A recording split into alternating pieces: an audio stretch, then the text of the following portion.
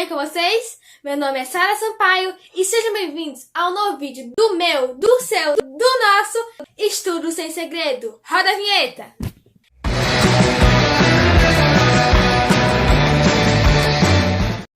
Bom, galera, vamos para a segunda parte. Se liga! Agora nós vamos falar sobre uma peça principal para a consolidação do Renascimento, os mecenas. O que eram os mecenas? Eles eram mercadores ricos que tinham dinheiro e eles apoiavam a arte. Por que eles apoiavam a arte? Para fragilizar a Igreja Católica mais uma vez, para fazer com que eles conseguissem vender suas mercadorias, né? Eles davam dinheiro para os artistas para passar nas suas telas, né? Para venderem mais telas, essas coisas.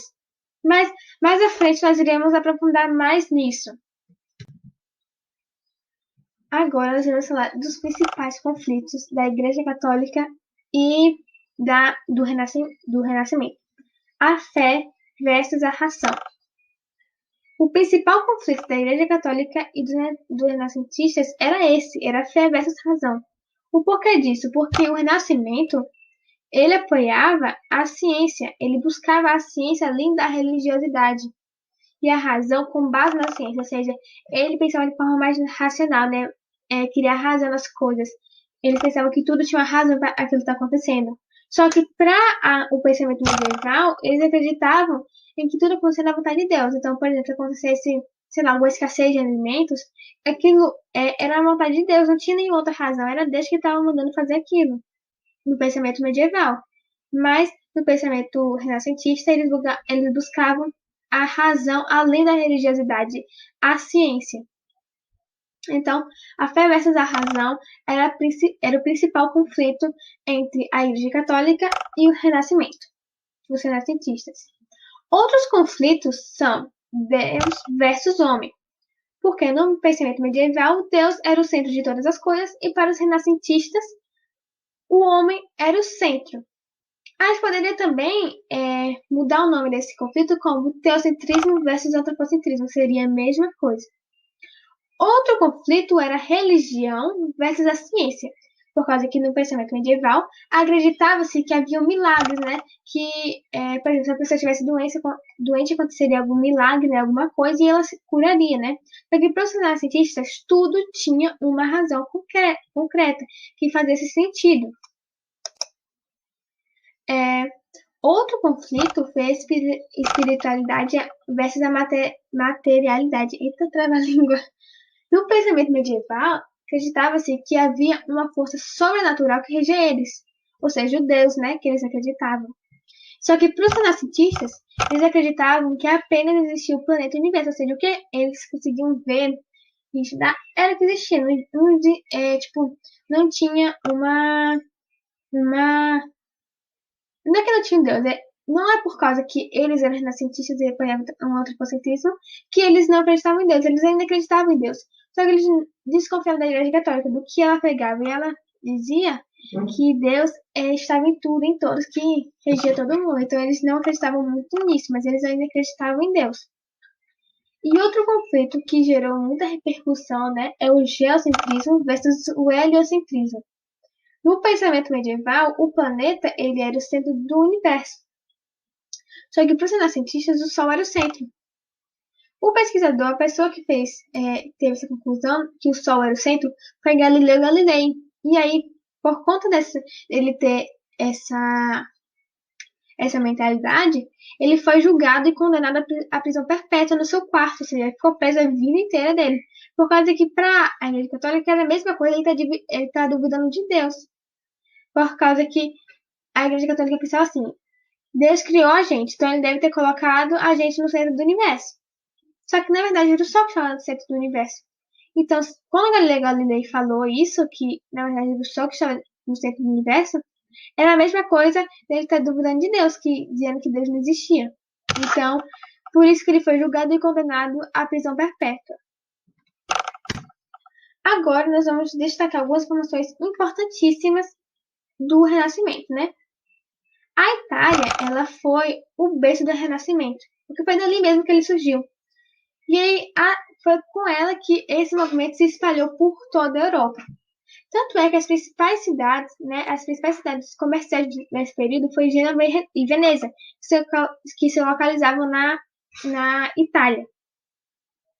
Também nesse período houve o surgimento das primeiras escolas e universidades, e também ocorreu o mecenato, que foi o investimento nas artes, a compra e a venda de telas e esculturas. Assim, alguns artistas se destacaram, como Michelangelo, né, que foi o autor da Capela Sistina e da escultura Davi. Ele sim, gente, ele foi a prova viva. E o Renascimento, ele não era descrente, ele acreditava em Deus. E ele queria mostrar, né, o Renascimento queria mostrar que o homem e o Deus poderiam conviver juntos. Ou seja, não é porque ele era renascentista, que ele apoiava o antropocentrismo, que ele não acreditava em Deus. Sim, ele acreditava em Deus, mas eles não acreditavam no que a igreja falava. Algumas obras de Michelangelo são essas, né, que até citei aí. Davi e a Capela Sistina. Agora, eu vou fazer uma pergunta para vocês, para ver se vocês estão realmente prestando atenção. Vou voltar aqui no slide. O mecenato, ele tem a ver com uma coisa que a gente citou nos slides passados, que são os mecenas. Os mecenas, eles faziam parte do mecenato. Como eu disse para vocês, eles faziam isso para evangelizar a Igreja Católica. E aí, para evangelizar a Igreja Católica, eles sim conseguirem vender os produtos deles. Então, o mecenato é o conjunto de mecenas. Acertaram? Estão prestando atenção, então. Então, aqui eu mostro para vocês as obras de Michelangelo, e agora nós vamos falar do principal nome do renascentismo, que foi o Leonardo da Vinci. Ele sim foi o principal nome artístico do Renascimento. Ele foi músico, arquiteto, geólogo, botânico, cartógrafo, matemático, escultor, pintor, engenheiro, anatomista, inventor. Rapaz, o cara tinha muita profissão. E ele foi autor da famosa Mona Lisa. E também do homem vitruviano, que eu trouxe a imagem para vocês. Agora, você deve se perguntar, poxa, a Mona Lisa ela é uma mulher, né, que está sentada. Agora, por que ela fez tanto sucesso, né? A Mona Lisa, ela teve esse sucesso todo por conta das técnicas que ele usou, por causa que ele usou a pintura em óleo. Por isso, a Mona Lisa, ela se tornou a Mona Lisa e o Leonardo da Vinci se tornaram a marca do Renascimento. Você pensa no Renascimento, você pensa em Leonardo da Vinci e na Mona Lisa. Agora vamos falar das principais características do Renascimento, né? Não aqueles fatos que aconteceram, né? Mas sim nas coisas que caracterizam realmente o Renascimento, o movimento Renascimento. A primeira coisa é o naturalismo. O que é o naturalismo? É quando a gente representa algo ao real, o que foi o que eu falei para vocês alguns slides anteriores, né? O real, de uma forma bem mais fiel, né?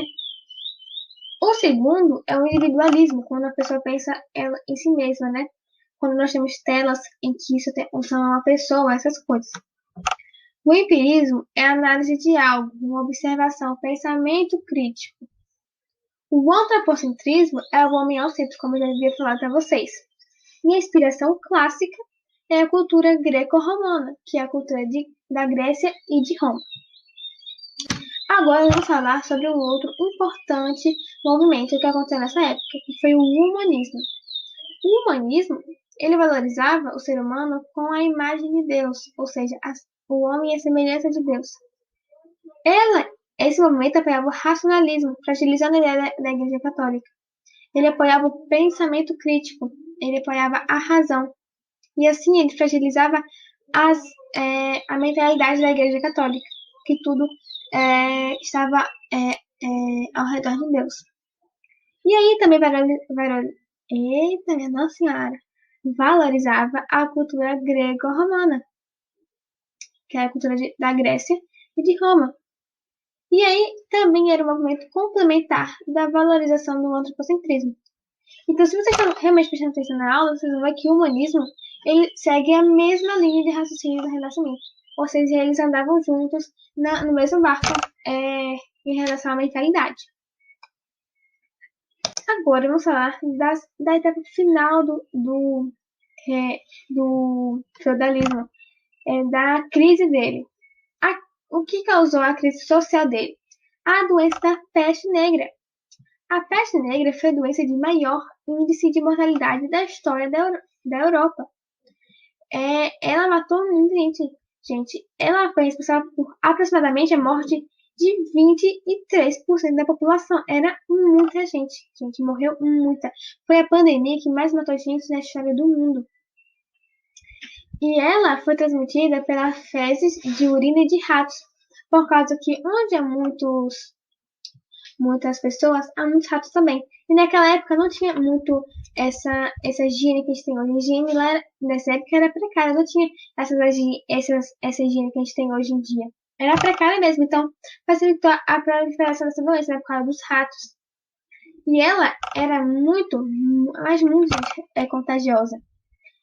E por isso, os doentes eles ficavam isolados, tipo, na quarentena. Só que mesmo assim eles morriam porque as pessoas elas não tinham noção da coisa, não tinham noção do que era aquela doença. E aí, a classe social mais afetada foi os camponeses, os servos. E assim, a mão de obra humana se tornou escassa. Não tinha mão de obra. E aí iniciou a crise na Europa. Essa doença possui esse nome, a peste negra, possui esse nome por causa dos sintomas, por causa que as pessoas, quando tinham peste negra, apareciam muitas manchas no corpo dela. Eram manchas mesmo pretas no corpo das pessoas. Então, por isso que se chama peste negra. E atualmente, essa doença se chama leptospirose. Não sei se vocês já ouviram falar, mas era a peste negra daquela época. E a peste negra, ela era, como eu disse para vocês, ela era transmitida as fezes e a urina de ratos. Só que, mais especificamente, ela era transmitida pela pulga do rato, chamada de pulgo. Por isso que a peste negra também pode ser chamada de peste bubônica, por causa da pulga do rato. E aí havia dois tipos de peste. Havia dois tipos de peste. A primeira era transmitida pelo rato, né? Pela essa pulga do rato. E aí esse tipo de peste matava em aproximadamente um mês. Só que a segunda tipo de peste era transmitida pela saliva humana e matava em aproximadamente 3 dias, gente. Então, era muito grave naquela época. E ela se espalhou muito rápido na Europa. Então, morreu muita gente mesmo. Já em relação à economia, né, a crise econômica, como teve a morte de muitos camponeses e muitos servos na peste negra, houve a escassez de mão de obra. Então não tinha mais muita mão de obra, não tinha mais tantos servos como tinham antes nos feudos, né? E também houve o surgimento de novas cidades, né? Cidades comerciais, e aí teve mais aquela movimentação do comércio, né? Então meio que o feudalismo foi deixado de lado realmente. E teve também o crescimento do comércio. E aí, em relação à política, houve a centralização do poder aos reis, ou seja, o feudalismo foi realmente deixado de lado. Os reis tomaram posse do território, de todo o território. E aí, o feudalismo entrou nessa etapa final. Então, a partir daí, ele acabou. Pois bem, galera, esse foi o nosso vídeo. Espero que vocês tenham gostado. Mete o dedo aqui no like, bota aqui nos comentários sugestões de próximos vídeos. E além disso, compartilha esse vídeo com seus amigos para colocar nosso canal lá em cima e aumentar o número de nossos inscritos. Outra coisa, não se esqueça do nosso lema: história mais ciências é demais. Um beijão, tchau, tchau, bye, bye.